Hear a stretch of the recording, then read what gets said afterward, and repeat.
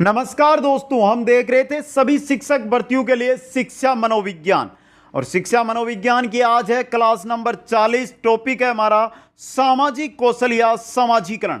Important topic जो साथ ही second grade, REET, first grade की किसी की भी तैयारी कर रहे हैं। रीट में भी क्वेश्चन आया हुआ है, सेकंड ग्रेड में भी क्वेश्चन आया हुआ है, फर्स्ट ग्रेड में भी क्वेश्चन आया हुआ है। इंपॉर्टेंट टॉपिक, इसलिए सभी साथी अंत तक बने रहें। संपूर्ण शिक्षा मनोविज्ञान course Kuchaman online classes app पर उपलब्ध है, वहां से आप क्लासें नोट्स प्राप्त कर सकते हैं। बाकी अगर आप क्लासें ले रहे हैं तो यहां पर भी कंप्लीट कोर्स है, वो आपको करवाया जा रहा है। दोस्तों जो साथी सेकंड ग्रेड की तैयारी कर रहे हैं, सेकंड ग्रेड में पेपर फेस्ट के संपूर्ण नोट्स क्लासें यूट्यूब पे नोट्स ऐप पे आपको मिल जाएंगे, जिसमें शिक्षा मनोविज्ञान प्लस कंप्लीट जीके रहेगा। दोस्तों तो आज की क्लास शुरू करते हैं। लाइक, शेयर और जो नए साथी है चैनल को सब्सक्राइब जरूर करें।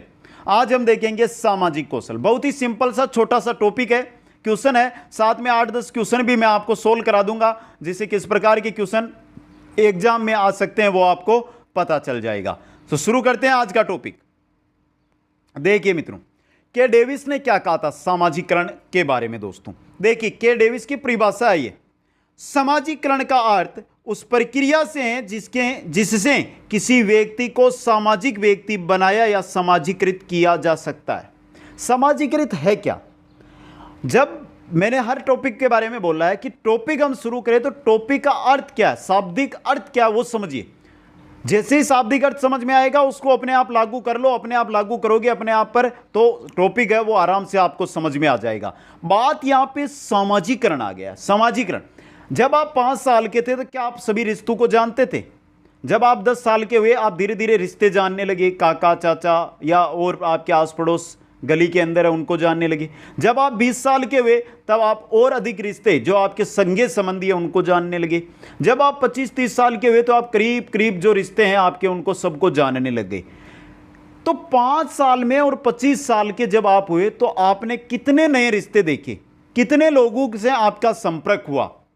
ये क्या हो रहा है? आपका सामाजिकरण हो रहा है, आपका सामाजिक विकास हो रहा है। दोस्तों यही है समाज। देखिए, मानव शिशु जन्म के समय न तो सामाजिक होता है न ही असामाजिक होता है। उसको ना समाज से मतलब होता है, ना कोई समाज है, ना उसको चाहिए। समाज में अन्य लोगों के संपर्क द्वारा वह धीरे धीरे सामाजिक मूल्यों, प्रतिमानों तथा सामाजिक व्यवहारों को है सीखता। दोस्तों जिस प्रक्रिया द्वारा मानव शिशु सामाजिक व नैतिक मूल्यों, मनोवृत्तियों तथा दूसरे लोगों के साथ संबंध एवं समायोजन स्थापित करना सीखता है, उसे समाजीकरण के नाम से संबोधित करते हैं। मित्रों, जिस संबंध के द्वारा आप दूसरे लोगों से संबंध बनाते हैं, अपना नैतिक विकास करते हैं, अपनी मनोवृत्तियों का विकास करते हैं, वो ही समाजीकरण होता है। दोस्तों अब कुछ मनोवैज्ञानिकों की परिभाषाएं हैं वो देख लेते हैं मित्रों। तो ये रही पहली है, किम्बल यंग के अनुसार जो 1960 में दी गई, सामाजिकरण का अर्थ उस प्रक्रिया से है जिससे व्यक्ति सांस्कृतिक संसार है उससे परिचय प्राप्त करता है। सामाजिकरण का अर्थ उस प्रक्रिया से है जिससे व्यक्ति है वो सांस्कृतिक जो हमारा ये संसार है, चलता फिरता संसार है ना आपका, इससे परिचय प्राप्त करता है। दोस्तों जोन्स व गेराल्ड ने 1967 में परिभाषा दी, सामाजिकरण में व्यक्ति उन मूल्यों, विश्वासों तथा संसार के जानने पहचानने की रीति को अपनाता है तो उसे समूह में प्रचलित होती है, जो उसके समूह में प्रचलित होती है। समाजीकरण के अंदर व्यक्ति क्या करता है? मूल्य, विश्वास और जो संसार यानी व्यक्तियों को जानने पहचानने की जो रीति है उसको अपनाता है, और ये किसमें? एक समूह के अंदर चलती है। दोस्तों एक अन्य परिभाषा भी है इनकी, समाजीकरण एक अंतःक्रियात्मक प्रक्रिया है। इसके द्वारा व्यक्ति संबंधित समूह की आकांक्षाओं, मूल्यों तथा अपेक्षाओं का अनुसरण करता है। फलतः समूह की प्रत्याशा के अनुरूप व्यक्ति के व्यवहार का क्या होता है? परिमार्जन होता है। दोस्तों एक अन्य परिभाषा दी सेखार्ड व बेकमैन ने 1964 के अंदर, यह भी देख लेते हैं ये क्या परिभाषा है।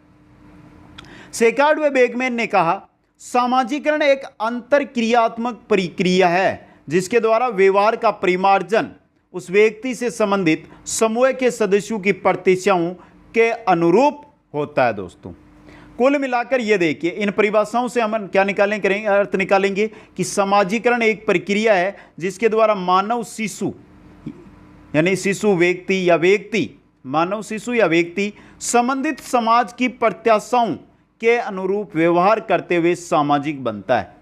समाज की जो क्रियाएं हैं उसी के अकॉर्डिंग आप भी कर रहे हैं काम, तभी तो आप सामाजिक बन रहे हैं दोस्तों। यही होती है सामाजिकरण दोस्तों। बात करें सामाजिकरण की प्रमुख विशेषताओं की, देखिए क्या विशेषताएं हैं सामाजिकरण की। सामाजिकरण एक प्रक्रिया, प्रक्रम यानी प्रोसेस है दोस्तों, चलती रहती है। 5 साल, 10 साल, 15 साल, 20 साल, 30 साल, 40 साल, जैसे आप बढ़ोगे वैसे ही आपके सामाजिकरण की प्रक्रिया है, प्रोसेस है, वो बढ़ती चलती रहेगी दोस्तों। 5 से लेकर 40 साल तक जैसे आप जाओगे वैसे ही आपके सामाजिकरण की प्रक्रिया है वो चलती रहेगी। यह अंतः क्रियात्मक प्रक्रिया है, अंतः क्रियात्मक प्रक्रिया होती है सामाजिकरण। सामाजिकरण द्वारा व्यक्ति समाज की प्रत्याशाओं के अनुरूप क्या करता है, व्यवहार करता है। समाज की जो प्रत्याशा है उसी के अनुरूप, उसी के अकॉर्डिंग क्या करेगा, एक व्यक्ति व्यवहार करेगा। सामाजिकरण द्वारा मानव शिशु के व्यवहार में परिमार्जन होता है, जिसके फलस्वरूप वह सामाजिक प्राणी बनता है। सामाजिकरण के द्वारा ही, सामाजिकरण से ही शिशु है उसके व्यवहार को हम परिवर्तित करेंगे और उसको सामाजिक बनाएंगे। सामाजिकरण का आधार निर्भरता है, क्योंकि समाज है वो एक दूसरे पर निर्भर रहता है, मतलब सामाजिकरण की प्रक्रिया का आधार भी क्या रहेगा, निर्भरता रहेगा।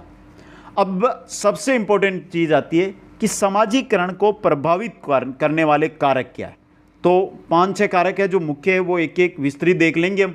सामाजिकरण को प्रभावित करने वाले कारक दोस्तों, जिनमें पहला प्रारंभिक सामाजिक संपर्क, शुरू के सामाजिक संपर्क, यही सामाजिकरण को प्रभावित करते हैं।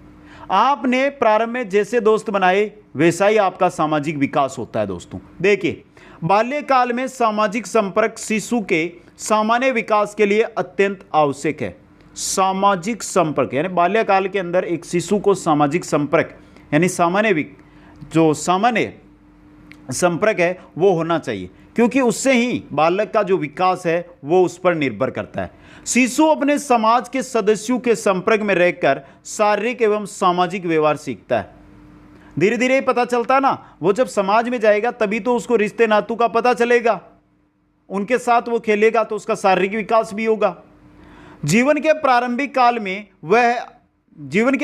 काल में अपने समाज व समूह से वंचित होने पर प्राणी का सामाजिक व मानसिक विकास सामान्य रूप से नहीं हो पाता, फलतः वह आवश्यक मानवीय गुणों से क्या रह जाता है, वंचित रह जाता है। जो बालक है बाल्यकाल के अंदर क्या है, समाज में नहीं रहता है, समाज में नहीं जाता है, सामाजिक कार्यक्रमों में भाग नहीं लेता है, तो वो उन सभी सामाजिक परंपराओं से वंचित रह जाएगा जिनसे एक बालक समाज की परंपराओं से भाग लेकर जाना है, वो उनसे क्या रह जाएगा, वंचित रह जाएगा। इसलिए बाल्यकाल के अंदर एक बालक को समाज की जो परंपराएं हैं, समाज के जो कार्यक्रम होते हैं उनके अंदर भाग लेना चाहिए, समाज में रहना चाहिए, समूह के अंदर रहना चाहिए, अकेला नहीं रहना चाहिए। अब देखिए कुछ परिभाषाएं भी दी गई है। सिंह तथा जिंग ने क्या कहा 1943 में। सिंह तथा जिंग ने बंगाल के मिदनापुर जिले के एक जंगल में भेड़िए की माद में पाई गई 8 एवं 1.5 वर्ष की कमला व अमला 2 लड़कियों का वर्णन किया है। इन लड़कियों की आवाज़, चलने फिरने का ढंग, आदत पशुवत थी, यानी कि ये कहाँ पर रह रही थी, भेड़ियों के साथ, तो भेड़ियों जैसे ही इनका सब कुछ व्यवहार था। चलने फिरने, जिस प्रकार भेड़ चलती है, भेड़िया चलता है, उसी प्रकार हाथों व पैरों दोनों से चलते थे। काफ़ी प्रयास के बाद कमला पैरों के बल सीधे खड़े होकर चलना, धीरे धीरे उन्होंने मानव जाति का अनुकरण किया और फिर इस प्रकार चलना सीखा। खाना, कपड़ा पहनना, साधारण भाषा को समझने में समर्थ हो सकी, परंतु अपनी आयु की अन्य लड़कियों में इनका विकास है जो क्या रहा, पीछे रहा दोस्तों। इसी प्रकार होरलो एवं होरलो ने 1962 के अंदर क्या कहा दोस्तों, ने बंदरों का अध्ययन करके पाया कि पहले वर्ष में समाज में पूर्ण अलगाव द्वारा गहन मानसिक क्षति होती है। अगर पहले वर्ष में समाज से पूर्ण अलगाव किया जाता है तो उससे क्या होती है, पूर्ण या गहन मानसिक क्षति होती है। बोलबाई ने 1952 के अनुसार मानव शिशु की जन्म से लेकर 2.5 वर्ष तक की अवधि सामान्य सामाजिक व मानसिक विकास के लिए महत्वपूर्ण व निर्णायक होती है। जन्म से लेकर 2.5 वर्ष तक की जो अवधि है एक शिशु के लिए, मानव शिशु होता है, उसके लिए बहुत ही सामाजिक, शारीरिक, मानसिक सभी के लिए क्या होती है, महत्वपूर्ण होती है, इसलिए उसको सामाजिक रूप से रखना चाहिए दोस्तों। तो पहला है प्रारंभिक सामाजिक संपर्क, प्रभावित करने वाला कारक। दूसरा है संस्कृति, जैसी हमारी संस्कृति वैसा ही सामाजिक संपर्क। संस्कृति की भिन्नता के कारण भिन्न भिन्न सामाजिक व्यवहार विकसित होते हैं। जैसे हमारे समाज की संस्कृति है वैसा ही सामाजिक व्यवहार एक नया बालक करेगा दोस्तों। उसका भोजन करने का ढंग, अनुशासन, दंड, पुरस्कार भी संस्कृति के द्वारा ही क्या होते हैं, संचालित होते हैं। न्यू गिनी के चाम्बुली आदिवासी समुदाय की स्त्रियां प्रभुत्वशाली होती है, आजीविका ढूंढती है तथा व्यापार करती है एवं परिवार की मुखिया भी होती है।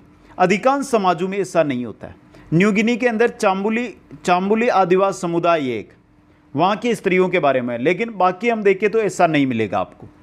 इस प्रकार सांस्कृतिक भिन्नता सामाजिकरण की दिशा का संचालन करती है। सांस्कृतिक भिन्नता यानी संस्कृति की जो भिन्नता है ये सामाजिकरण की दिशा का संचालन करती है दोस्तों। रीति रिवाजों व समारोह इत्यादि का सामाजिकरण पर महत्वपूर्ण प्रभाव पड़ता है। जो भी हमारे रीति रिवाज है उनको अगर हम निभाते चलेंगे तो आने वाली पीढ़ी जो नए बालक है वो भी उनको देखेंगे, वो भी निभाने की सोचेंगे। अगर हम भी रीति रिवाज नहीं निभा रहे तो वो को निभाना भूल ही जाएंगे, मतलब सामाजिकरण का पतन होने लग जाएगा। आगे देखिए, यदि व्यक्ति को संबंधित सामाजिक सदस्यों द्वारा उसे पूजा अर्चन, तिलक लगाने इत्यादि का सिखाया जाता है तो इन कार्यों को करने वाले व्यक्ति को उस समाज में उच्च स्थान प्रदान किया जाता है, तो सभी सदस्य वैसा ही करना चाहते हैं। अगर हम बात करें कि एक व्यक्ति है, उससे संबंधित जो सामाजिक सदस्य है उनके द्वारा उसे पूजा अर्चन, तिलक लगाने इत्यादि सिखाया जाएगा उसको, और उसके समाज में ये सभी कर रहे हैं तो वो भी ऐसा कार्य करने लग जाएगा, मतलब वो सामाजिकरण हो जाएगा। रीति रिवाजों की भिन्नता के कारण सामाजिक व्यवहार भी भिन्न होते हैं। रीति रिवाजों की भिन्नता के कारण जो सामाजिक व्यवहार है वो भी भिन्न हो जाएंगे। जहाँ पर पूरे रीति रिवाज अपनाए जाएंगे उसका बालक एक, जहाँ पर रीति रिवाज जिस घर में नहीं अपनाए जा रहे हैं उसका बालक, आप तुलना करके देख लो, आपको दोनों में अलग अलग भावनाएं, अलग अलग भिन्नताएं मिलेगी दोस्तों। तीसरा कारक आता है लिंग भेद का दोस्तों। पुरुष एवं महिला दोनों की भूमिकाएं भिन्न भिन्न होती है। जीवन के प्रारंभिक वर्षों से ही यह अंतर स्पष्ट होने लगता है। कैसे, देखिए लिंग भेद कैसे, एक पुरुष एक महिला दोनों की भूमिकाएं समाज में अलग अलग होती है। लड़के प्राय अधिक शक्तिशाली, उछलने कूदने वाले, घर से बाहर के कामों में रुचि लेने वाले। तो देखिए शक्तिशाली है, उछलने कूदने वाले हैं और घर से बाहर के कामों में भाग लेंगे तो ज़्यादा सामाजिक होंगे। जबकि लड़कियां सीधी, शर्मिली, शांत व घर के अंदर के कामों को करती है, तो वो घर से बाहर ही नहीं जाती है, शर्मिली होती है, शांत होती है, सीधी रहती है, मतलब सामाजिकता का प्रभाव कम पड़ेगा। इस प्रकार बालक एवं बालिकाओं से अलग अलग भूमिका भी की जाती है, जिसके अनुसार उनका पृथक पृथक समायोजन भी होता है दोस्तों। चौथा है आयु दोस्तों। आयु का भी प्रभाव समाजीकरण पर पड़ता है।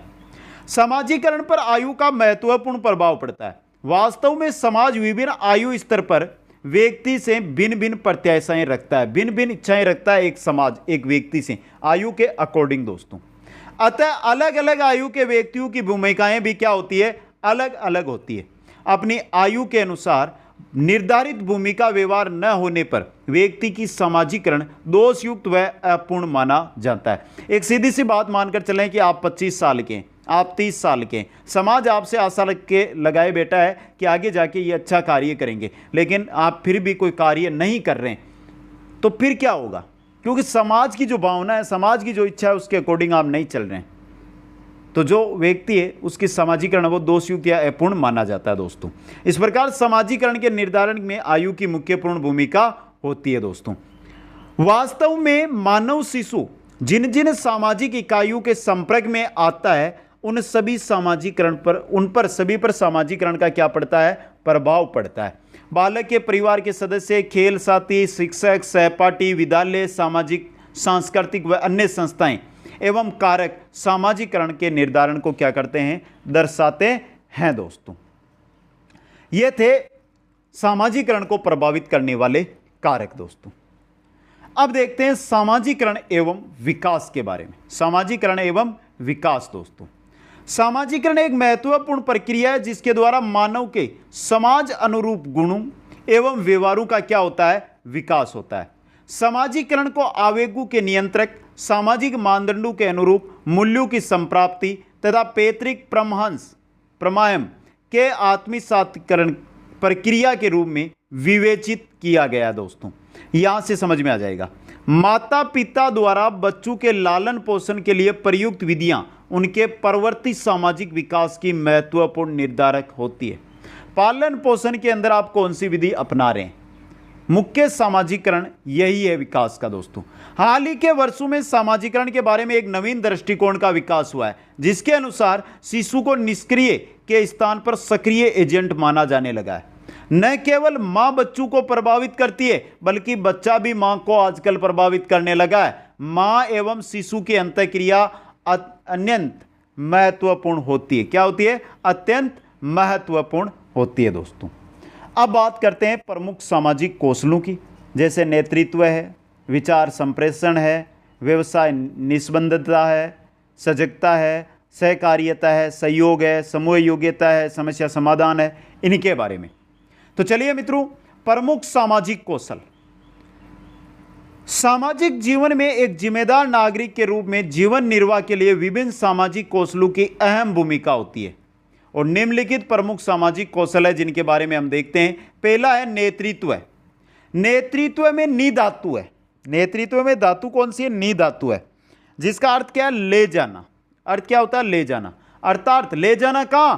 आगे ले जाने वाला, जो समूह को मार्गदर्शन प्रदान करता है वही नेतृत्व करता होता है, समाज को आगे ले जाने वाला। तो पहला नेतृत्व है।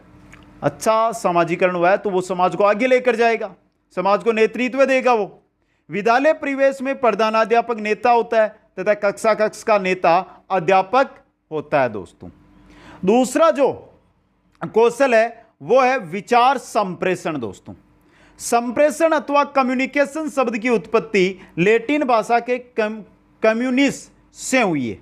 कम्युनिस्ट का अर्थ होता है उबेनिस्ट अथवा बांटना अथवा समाचार देना, विचार संप्रेषण करने वाला। दोस्तों देखिए, अपने विचार, ज्ञान, अवबोध तथा कौशल को दूसरे व्यक्ति तक पहुंचाने की प्रक्रिया ही क्या है? विचार संप्रेषण है।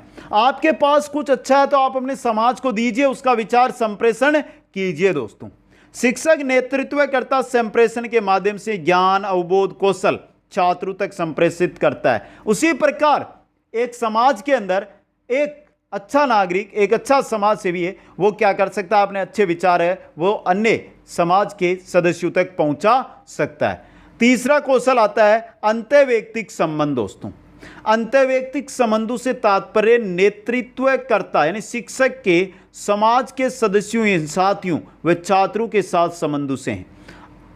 अंतर्वैयक्तिक संबंध यानी हम एक शिक्षक और एक छात्रों की बात कर लें तो एक शिक्षक है, उसके अन्य शिक्षकों के साथ, उसकी कक्षा के छात्रों के साथ संबंध कैसे हैं, यही है अंतर्वैयक्तिक संबंध। नेतृत्वकर्ता के सभी साथ संबंध लोकतांत्रिक, सहानुभूति तथा सहयोगात्मक होने चाहिए। दोस्तों चौथा कौशल आता है वो आता है व्यवसायिक निष्पक्षता। देखिए मित्रों, व्यवसायिक निष्पक्षता से तात्पर्य किसी व्यक्ति का अपने व्यवसाय के प्रति कर्तव्य भावना से। व्यवसायिक निष्पक्षता अगर हम इसको शिक्षा में लागू करें, यहां पर व्यवसायिक निष्पक्षता है, एक शिक्षक है उसको शिक्षा में लागू करें। देखिए शिक्षा के क्षेत्र में व्यवसायिक निष्पक्षता में अध्यापक द्वारा मूल्यांकन में निष्पक्षता बरतना, तैयारी के साथ अध्यापन करवाना, शिक्षा में नवाचार का प्रयोग करना आदि। आप अपने व्यवसाय के प्रति किसने कर्तव्यबद्ध है, उसी प्रकार अगर हम शिक्षा में देखें तो एक अध्यापक अपने कर्तव्य पर किस प्रकार चल रहा है। क्या वो मूल्यांकन ले रहा है तो उसमें निष्पक्षता कर रहा है, या वो जब पढ़ाने आ रहा है तो तैयारी के साथ आ रहा है, शिक्षा के अंदर नई शिक्षण विधियां, नया नवाचार लेकर आ रहा है क्या वो? यही है व्यवसायिक निष्पक्षता। दोस्तों पांचवा है सजगता। सजगता से तात्पर्य है आसपास के पर्यावरण में होने वाले परिवर्तनों के प्रति जागरूकता। आसपास का पर्यावरण यानी आसपास का जो समाज है उसमें क्या परिवर्तन हो रहे हैं उनके प्रति जागरूकता ही क्या है? सजगता है। शिक्षक को राष्ट्र निर्माता कहा जाता है। और ऐसी स्थिति में आसपास के पर्यावरण में होने वाले परिवर्तनों की जानकारी शिक्षक को रखनी चाहिए ताकि बदलते परिवेश के अनुसार बच्चों को बेहतर मार्गदर्शन कर सके तथा ताकि बच्चों का चहुमुखी विकास है जो हो सके। दोस्तों, अन्य कौशलों में अगर हम बात कर लें तो जैसे सहकार्यता है, सहयोग है, समूह योग्यता है, समस्या समाधान है, ये सभी कौशल है जो प्रमुख सामाजिक कौशल होते हैं। दोस्तों, और अब देख लेते हैं मित्रों हम सामाजिक कौशल से परिपूर्ण व्यक्ति में क्या क्या गुण होते हैं। जो भी साथी क्लास देख रहे हैं ना, आप सभी सामाजिक हो, अगर आप में ये सभी गुण है जो विद्यमान है तो दोस्तों, तो इसलिए शेयर कर देना। सामाजिक हो आप सभी, मैं तो मानता हूं, इसलिए शेयर करो अपने जो अन्य साथी है उनके लिए, क्योंकि वो भी क्या हो, सामाजिकता का प्रभाव उन पर पड़े। दोस्तों, लोकतांत्रिक दृष्टिकोण वाला हो, वह समस्याओं को सुलझाने की दृष्टि से संपन्न होता हो, मतलब समस्याएं सुलझाने के लिए तैयार रहता हो, उसने व्यक्तित्व में एक संतुलन बना रहता है, जो व्यक्ति है उसके व्यक्तित्व में संतुलन हो। सामाजिक कौशल से परिपूर्ण व्यक्ति की जीवन के प्रति अभिवृत्ति सकारात्मक होती है, वह सहज स्वाभाविक संवेगों का अनुभव करता है, वह स्वयं में अच्छी व सुरुचि आदतों का निर्माण करता है। आप भी करना मित्रों अच्छी आदतों का निर्माण। उसका जीवन मानसिक अंतर्द्वंद, तनाव व संवेगात्मक ग्रंथियों से मुक्त, किसी प्रकार का टेंशन मत लेना, ये जो अंतर्द्वंद, तनाव, संवेगात्मक ग्रंथियां ये अपने आप अच्छी चलेगी। दोस्तों, वह नई परिस्थितियों के साथ तुरंत समायोजन स्थापित कर लेता है, और आप भी कर लो। वह अपने चुने गए व्यवसाय में अधिकाधिक संतोष प्रदान करता है। आपका व्यवसाय अगला शिक्षक बनकर ही है तो उसमें लगे रहो। दोस्तों, यह था हमारा सामाजिकरण, सामाजिक कौशल। दोस्तों, अब कुछ अभ्यास प्रश्न लेकर आया हूं जो आपको मैं बता देता हूं, इंपॉर्टेंट क्वेश्चन है आपके लिए। पहला क्वेश्चन, एक बालक सामाजिक रूप से पूर्णतः विकसित माना जाएगा यदि वह कब माना जाएगा? अपने परिवार के सदस्यों के साथ संबंध नहीं रखती, अपने साथियों के बीच लोकप्रिय नहीं है, समाज के विभिन्न प्रकार के व्यक्तियों के साथ किस प्रकार व्यवहार करना चाहिए जानता हो या जानती हो। तो एक बालक सामाजिक रूप से पूर्ण विकसित माना जाएगा अगर वो ये जानता है कि समाज के जो व्यक्ति है उनके साथ उसे किस प्रकार का व्यवहार करना है, या लड़की है तो करनी है, उसके बारे में वो जानती हो। दोस्तों, 3 नंबर ऑप्शन सही है। नेक्स्ट, जो लास्ट क्वेश्चन था ना मित्रों, पहला क्वेश्चन, ये रीट 2021 के अंदर जो अलवर के अंदर दोबारा एग्जाम हुआ था वहां पर आया हुआ क्वेश्चन था। नेक्स्ट क्वेश्चन, चलिए मित्रों इसके बारे में देख लें। जिस प्रक्रिया से व्यक्ति मानव कल्याण के लिए परस्पर निर्भर होकर व्यवहार करना सीखता है वह, ये इंपॉर्टेंट क्वेश्चन है आपके लिए, क्या है? सामाजिकरण है। दोस्तों, 1 नंबर ऑप्शन सही रहेगा। नेक्स्ट क्वेश्चन नंबर 3 है, समाजीकरण द्वारा मानव शिशु अधिकांशतः कैसा व्यवहार करता है? समाजीकरण के द्वारा जो मानव शिशु है अधिकांशतः कैसा व्यवहार करता है? अपनी इच्छा अनुसार, ईश्वर की इच्छा अनुसार, समाज की प्रत्याशा अनुसार, यानी जो समाज की इच्छा है उसके अनुसार। 3 सही रहेगा ऑप्शन नंबर। चलिए, समाजीकरण निम्न में से किसमें होता है? केवल शिशुओं में, पुरुषों में, महिलाओं में, या उपरोक्त सभी में? समाजीकरण किसमें होता है? सभी में होता है। 4 नंबर ऑप्शन सही है यहाँ पे। क्वेश्चन नंबर 5, समाजीकरण के लिए क्या अति आवश्यक है? कमेंट करो मित्रों, समाजीकरण के लिए क्या अति आवश्यक है? प्रारंभिक सामाजिक संपर्क, प्रवर्ती सामाजिक का संपर्क, उच्च जाति में जन्म, कोई नहीं। सामाजीकरण के लिए अति आवश्यक क्या है? प्रारंभिक सामाजिक संपर्क। ऑप्शन 1 सही रहेगा। क्वेश्चन नंबर 6, सामाजीकरण किस प्रकार के प्रकारों, फंक्शंस को प्रोत्साहित करता है? सास के साथ कार्य करने को, स्नेह के साथ कार्य करने को, समय के उचित रूप से कार्य करने को, या निडर कार्य करने को? बहुत अच्छा क्वेश्चन है, इंपॉर्टेंट क्वेश्चन है आपके लिए। सामाजीकरण किस प्रकार के प्रकारों को प्रोत्साहित करता है? किस प्रकार को? उचित रूप यानी सम्यक रूप से कार्य करने को। 3 नंबर ऑप्शन सही रहेगा। क्वेश्चन नंबर 7 देखिए, निम्नलिखित में से कौन सा कारक तत्व है सामाजीकरण का महत्वपूर्ण प्रभावक है? आनुवंशिकता, प्राकृतिक कारक, रीति रिवाज व परंपराएं, कोई नहीं। पूछा क्या है? कौन सा कारक या तत्व है जो सामाजीकरण का प्रमुख महत्वपूर्ण प्रभावक है?